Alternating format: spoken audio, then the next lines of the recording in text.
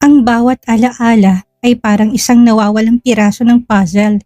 Hindi mo man makita sa simula, nararamdaman mong bawat puwang nito sa iyong puso. Sa pagdalaw ni Victoria sa huling hantungan ng kanyang ama, kasabay ng mga luha ay ang pagsibol ng mga lihim na matagal nang nakabaon.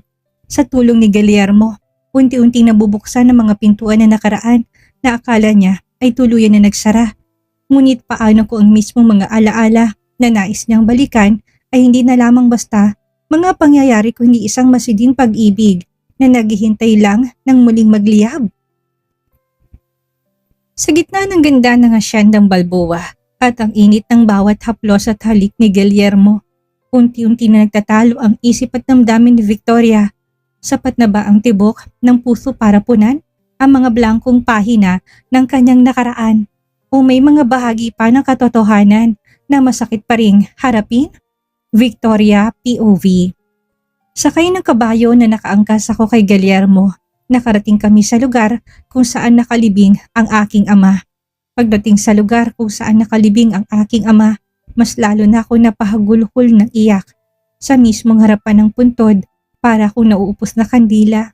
Bigla na lang ako napaluhod habang ang dalawa kong kamay ay nakatukod sa lupa. "Papa!" tumatangis kong sambit. Dito pala nakalibing ang papa ko. Mula sa lapitan nito, may larawan to at habang tinititigan kong nasabing larawan, mas lalong sumasakit ang kalooban ko. "Papa! Papa! Patawad po! Patawarin mo po ako dahil pati ikaw, nakalimutan ko!" Lumuluha kong sambit. Sinabi ni Guillermo na ikaw lang naging kakampi ko sa buhay. Simula nung bata pa ako, mag-isa mo akong tinaguyod at pinalaki. So ibig sabihin, mahal na mahal mo ako. Papa, tulungan niyo po ako. Tulungan niyo pong muling bumalik ang alaala ko. Muli kong sambit. Gamit ang nanginginig kong kamay, hinaplos ko ang larawan nito na nasa lapida. Mas lalong naguunahan sa pagpatak ang luha mula sa aking mga mata. Ngayon ko lang tuluyang na-realize na namimiss ko na pala ito. Hindi ko man maalalang tungkol dito, pero alam ko malaking bahagi ng puso ko ang pag-aari nito. Hindi ako masasaktan ngayon ng sobra, kung hindi, di ba? Victoria, tama na yan. Hindi ka dapat umiyak ng ganyan. Palagi mong iisipin na kung nasan man ngayon ang papa mo. Siguro, masaya na rin siya. Narinig kong wika ni Guillermo sa akin. Masimple kong pinunasan ng luha sa aking mga mata. Hindi ko inalis ang pagkakatitig ko sa puntod bago ako nagsalita. Guillermo, sabihin mo sa akin, anong klaseng tao si Papa? Mabait ba siya? Umiiyak kong sambit. Hindi naman to nagsalita kaya napatingala ako dito at huling-huli ko na salubong ang kilay ni Guillermo na nakatitig sa puntod ni Papa. Hindi siya mabuting tao noon. Muling tanong ko habang nakatitig sa seryoso nitong mukha. Bumaling ang tingin nito sa akin at namapansin na nakatingin ako dito. Pilit itong ngumiti sa akin. Hindi siya naging mabuting tao noon? Seryosong muli kong tanong kay Guillermo. Of course not. I mean, yes Victoria, mabuti siyang ama sa'yo. Mahal na mahal ka niya. Seryosong bigkas ni Guillermo sa akin. Kaya lang matanda na siya at lahat naman ng tao ay kamatayan ng kahantungan, hindi ba? Dagdag pa nito sa akin. Alam ko yon. Alam kong lahat tayo ay sa kamatayan din ang punta. Kaya lang, dobling sakit ang naramdaman ng kalooban ko ngayon. Mag-isa na lang akong tinaguyod tapos nakalimutan ko pa siya. Wala din akong maalala tungkol sa kanya. Umiiyak kong bigkas. I'm sorry kung bakit kailangan mong maranasan ng tungkol dito. Don't worry. Darating din siguro yung time na muli mo siyang maalala. Kailangan lang siguro na medyo mahaba-habang oras. Para kung nasan man ang papa mo ngayon, siguro masaya siya, lalo na at nadalaw mo siya. Nakangiting sagot nito sa akin. Muling tumitig ang luhaan kong mga mata sa puntod ni Papa. Hindi maipaliwanag na kirot ang nararamdaman ng puso ko na para bang ngayon lang ako nagluksa sa pagkawala nito. Hindi ko alam kung normal ba itong nararamdaman ko, pero lihim akong nangako sa aking sarili na pipilitin kong maalalang nakaraan ko. Tama, kailangan kong maalalang nakaraan para naman maalala ko din ang tungkol kay Papa. Hindi pwedeng hanggang dito na lang ang lahat. Hindi pwedeng tuluyan kong maibaon sa limot ang masayang alaala ng buhay ko kasamang mga taong tunay na nagmamahal sa akin. Let's go. Huwag kang malungkot, kahit araw-araw pwede mo siyang dalawin dito. Nandito lang din naman sa loob ng lumpaing Hacienda Balboa itong puntod ng papa mo eh. Anytime kung gusto mo, pwede mo siyang puntahan dito. Malumanay na muling wika ni Guillermo sa akin. Itong dalawa pang puntod, kanino to? Sino sila? At saka tatlo lang ba ang nakalibing sa malawak na lugar na to? Seryosong tanong ko kay Guillermo. Nandito kami sa overlooking na lugar. Mula sa aming kinatatayuan, makikita kong napakalawak ng forest at iba't ibang mga ibong napapagparan. Wala nang ibang nakalibing dito. Ang isang libingan na yan, kilala mo din kung sino siya. Ang Yaya Rosie mo, siya ang taong nagpalaki sa'yo. Simula nung baby ka pa lang. Bigkas ni Guillermo sabay turo ng isa pang libingan. Hindi kagaya sa libingan ni Papa, walang larawan ng lapida nito at ang isa pa ay kahit lapida man lang ay walang nakalagay. Kung tutuusin, mas maayos ang libingan ni Papa. At least talagang ginawa ng effort para mapalagyan ng lapida. Siguro alam na alam nitong si Guillermo kung gaano kahalaga sa akin ang sarili kong ama, kaya kahit na hindi ako nakakadalaw dito. Sa libingan ni Papa, maayos naman ang buong paligid. Malinis din ang puntod nito. Yaya Rosie, Yaya Rosie, mahina kong sabit sa hangin. Muli ko naramdaman ang matinding lungkot sa puso ko habang sinasambit kong pangalan na yon. Maaaring mahalaga sa akin ang taong nagangalang Yaya Rosie at kung sakaling muli kong maalala ang tungkol dito. Ako na din mismong mag-i-initiate para lagyan ng larawan ang libingan nito para habang buhay na hindi ko siya makakalimutan.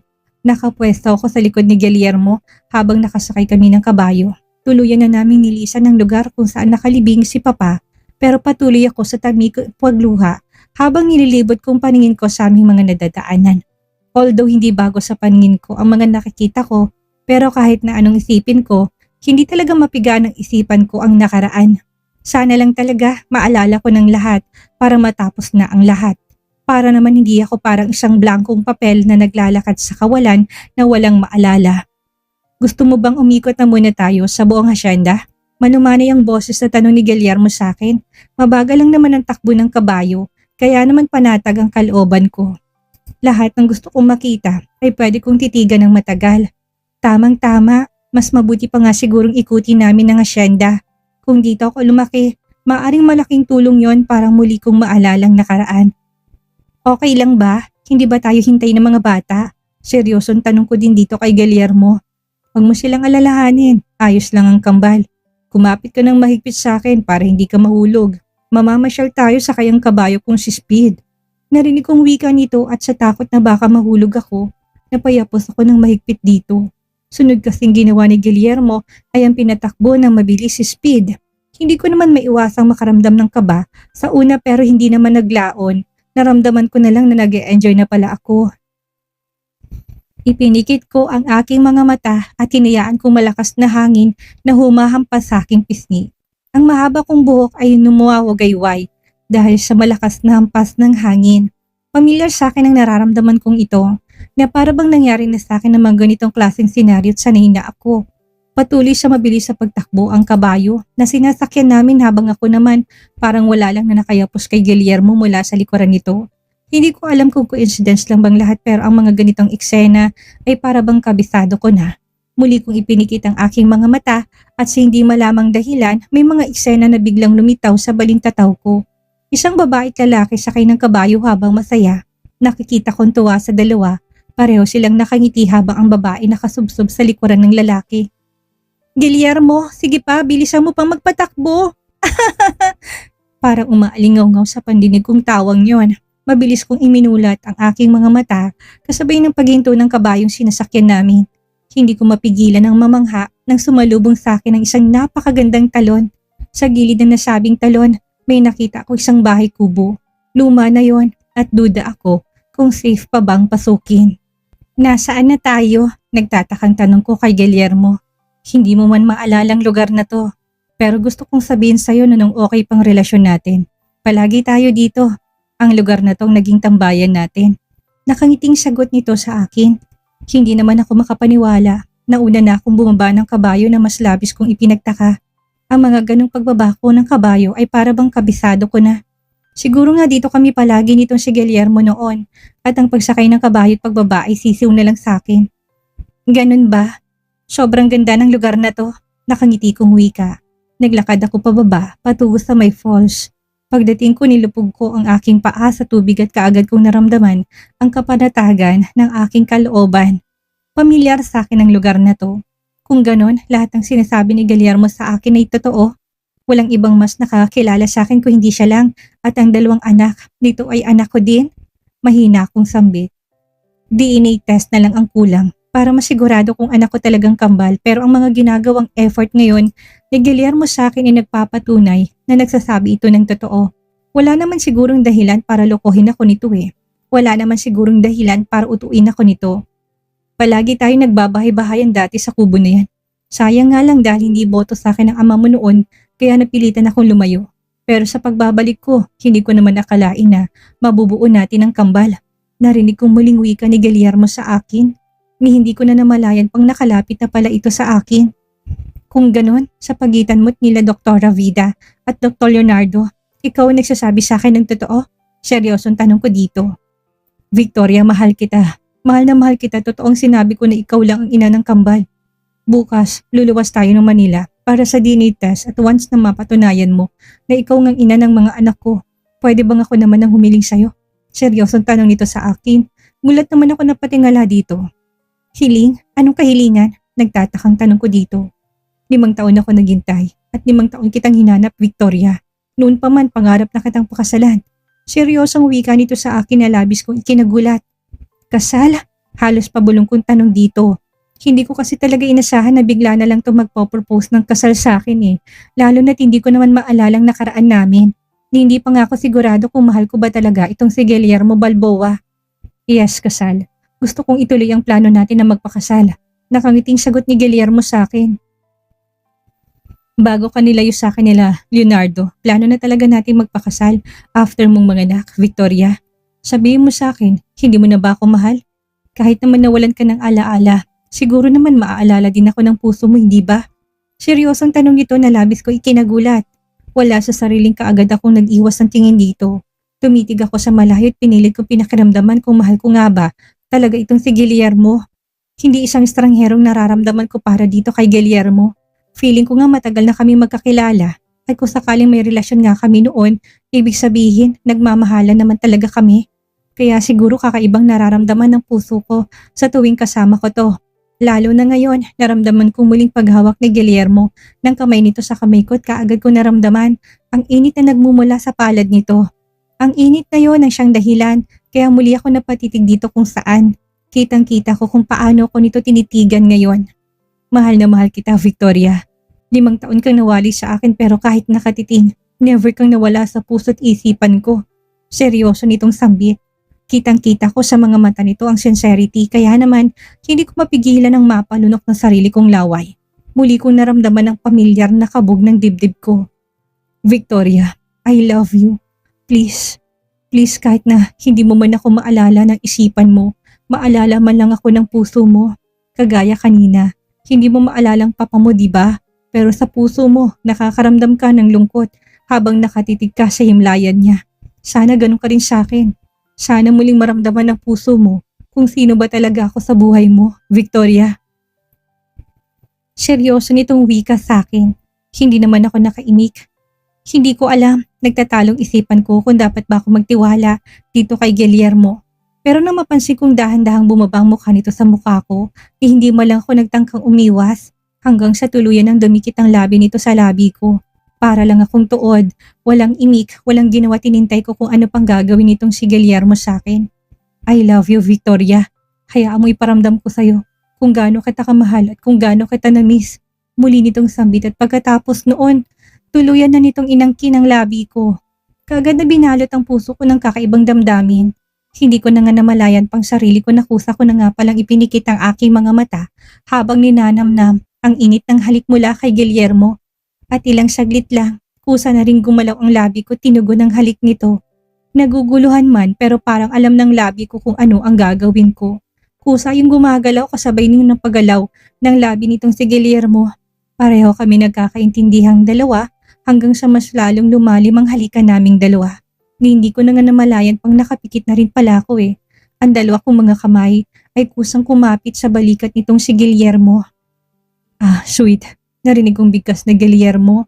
Dahan-dahan ako nagmulat ng aking mga mata at hindi ko mapigilan na makaramdam ng hiya nang mapansin kong nakatitig na to sa akin ngayon. Tapos na ang aming laplapan. Pinagsaluhang halikat ngayon. Nakikita ko sa mga mata ni Guillermo ang tuwa habang nakatitig sa akin. Nang dumapong palad nito sa gilid ng labi ko, hindi na ako nagprotesta. Nang muli ako nitong halikan, muli ko yung tinugon para akong isang taong kaagad na ipinagkanulo ng sarili kong damdamin. Tama si Guillermo. Hindi ko man ito maalala pero nararamdaman naman pala to ng puso ko. Lalo na alam ko sa sarili ko na sobrang nag-enjoy din ako sa halik na pinagsaluhan namin ngayon. Guillermo, talaga bang nobyo kita? Talaga bang nagmamahalan tayo noon bago ako nawala? Seryosong tanong ko dito pagkatapos itong muling pakawalan ng labi ko. Nakangiti naman itong tumango sa akin. Yes, Victoria. Nagmamahalan tayo noon, kaya lang sadyang hindi masaya noon si Leonardo at pilit kanyang inaagaw sa akin. Nakangiting sagot nito sa akin habang nakaiwas ang paningin nito sa akin. Bakit nagawa ni Leonardo sa atin yun? Doktor siya. Tapos maayos naman ang pagtrato niya sa akin. Nagtataka ko ding bigkas. Maybe because hindi niya kayang tanggapin na akong pinili mo. Huwag kang mag-alala, Victoria. Ngayon nandito ka na sa tabi ko, hindi na ako papayag pa na muli kang mawawala sa akin. Seryoso nitong wika. Pagkatapos nitong sabihin ng katagang yun, muli nitong inangkin ang labi ko. Sa pagkakataon na ito, tuluyan na ngang nakuha ni Guillermo ang tiwala ko. Hindi ko man maalalang nakaraan namin, ramdam naman ng puso ko kung gaano ako kasaya ngayon. Aminado ako. Napangangarin ako sa tindi ng chemistry ni na Victoria at Guillermo sa kabanatang ito. Sabi nga nila, ang katawan ay may memorya na hindi kayang burahin ng amnesia. At yan mismo ang napatunayan natin ngayon. Kahit na blankong isip ni Victoria, ang kanyang puso't labi ang kusang sumagot sa bawat dampi at halik ni Guillermo. Ang tagpong iyon sa tabi ng talon, ang lugar kung saan sila madalas tumambay noon, ay hindi lang basta romantic scene. Ito ay isang testament na ang tunay na pag-ibig ay hindi nakadepende sa kung anong naalala mo, kung hindi sa kung anong nararamdaman mo sa kasalukuyan. Ang halik na yon ay tila nagsilbing susi na nagbukas ng damdaming matagalang nakakulong sa puso ni Victoria. Pero wag tayong masyadong magpakain sa kilig. May mga tanong pa rin nakakabitin kung si Leonardo ang kontrabida sa kwento hanggang saan ang kayang gawin ni Guillermo para protektahan si Victoria. At ngayong handa na silang sumailalim sa DNA test, magiging simula na ba to ng kanilang happily ever after o may mga bagong revelasyon pang susubok sa tatag ng kanilang relasyon? Anong masasabi niyo sa familiarity ni Victoria kay Guillermo? Naniniwala ba kayo na destiny talaga sila? O baka naman may iba pang dahilan kung bakit ganito kabilis ang pagtugon ng puso ni Victoria? I-comment nyo inyong mga reaksyon at theories. Ako po si Miss Maria, ang inyong tagapagkwento. Handa na ba kayong malaman ang resulta ng DNA test? Abangan natin ang susunod na yugto. Maraming salamat po.